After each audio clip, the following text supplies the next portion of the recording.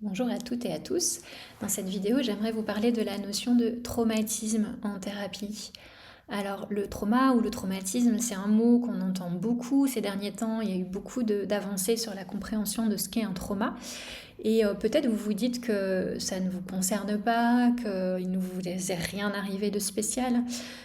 Et pourtant, ce qui est important de comprendre dans la notion de traumatisme, c'est que ce n'est pas l'événement en lui-même qui définit le traumatisme, c'est la manière dont il va être vécu de l'intérieur.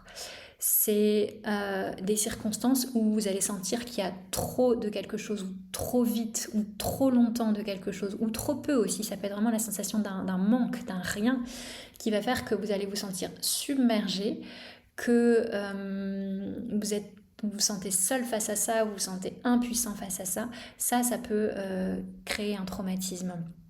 Et il y a des conséquences du coup sur la sensation de sécurité dans le corps. Il y a le système nerveux qui peut être dérégulé et ça a des conséquences du coup dans votre quotidien.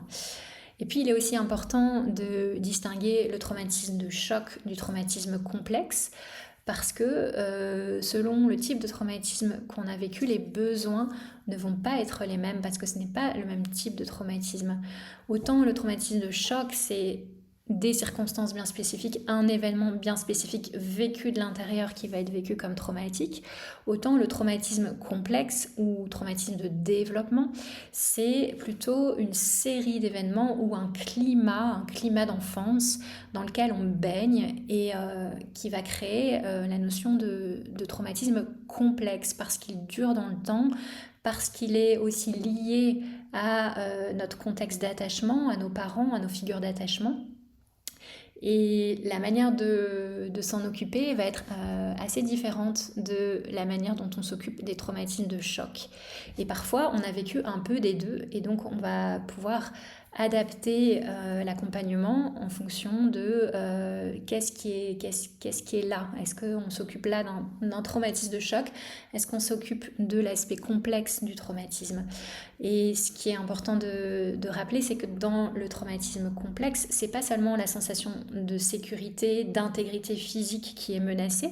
Donc l'émotion principale, c'est pas seulement la peur. Il y a aussi l'idée dans le traumatisme complexe, puisque ça dure dans le temps et puisque c'est lié à notre environnement relationnel, que ça vient toucher notre identité, ce qu'on se dit sur nous-mêmes. Et du coup, l'émotion principale qui va rester avec ce type de traumatisme, c'est pas seulement la peur, c'est vraiment la honte. Et donc, il y a vraiment tout un travail à faire sur l'identité, qui a été une identité de survie, et sur l'aspect relationnel, de comment j'ai dû m'adapter pour survivre. Et voilà, j'avais envie de préciser ces notions parce que du coup, dans l'accompagnement, ça va vraiment guider ce qui va être utile et ce qui va être pertinent pour prendre soin de votre fonctionnement et de votre sensation de sécurité, de votre sensation de dignité et de votre sensation de compétence. Merci pour votre écoute.